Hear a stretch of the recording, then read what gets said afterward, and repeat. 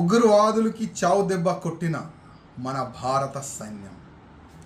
మీ అందరికీ యాद ఉండొచ్చు, పహల్గామ్లో చాలా వరకు మన హిందువులు అక్కడ తిరగనికి వెళ్ళినారు.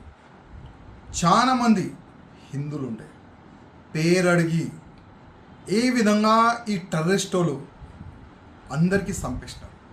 మీరు అందరు కూడా చూసినారు. ఆ రోజే ప్రధానమంత్రి మోదీ గారు ఒక సంకల్పం తీసుకున్నారు. ఎట్టి పరిస్థితుల్లో మా భారతీయుల పైన కాల్పులు జరిపిన ఈ టెర్రరిస్టుల్ని నేను ఏడవను.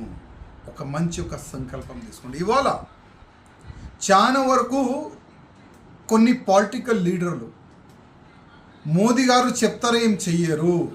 చాలా వరకు పొలిటికల్ లీడర్లు కామెంట్ చేస్తారు.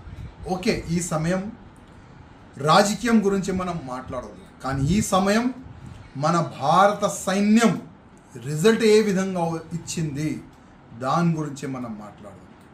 ఇవాళ ఏ దేశం కూడా ఈ విధంగా యాక్షన్ తీసుకోదు, కానీ మన భారత సైన్యం స్వయం ప్రధానమంత్రి గారు కూర్చొని మన భారతదేశ సైన్యంకి ఆదేశం ఇచ్చినారు, మీరేం చేస్తారు చేయండి.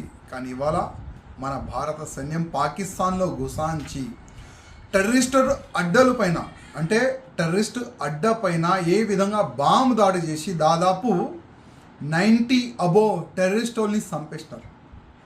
అంటే మా హిందూ మహిళలు బొట్టు తీసేస్తే మా భారత సైన్యం రిజల్ట్ ఏ విధంగా ఇస్తుంది ఇవాళ మన భారత సైన్యం చూపెట్టింది.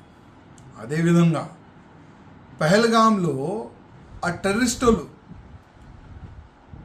భర్తకి ఏ విధంగా చంపినారు మహిళల ముందు, చంపే ముందు ఏం చెప్పినారు వాళ్ళు, మోదీకి చెప్పుకోపో.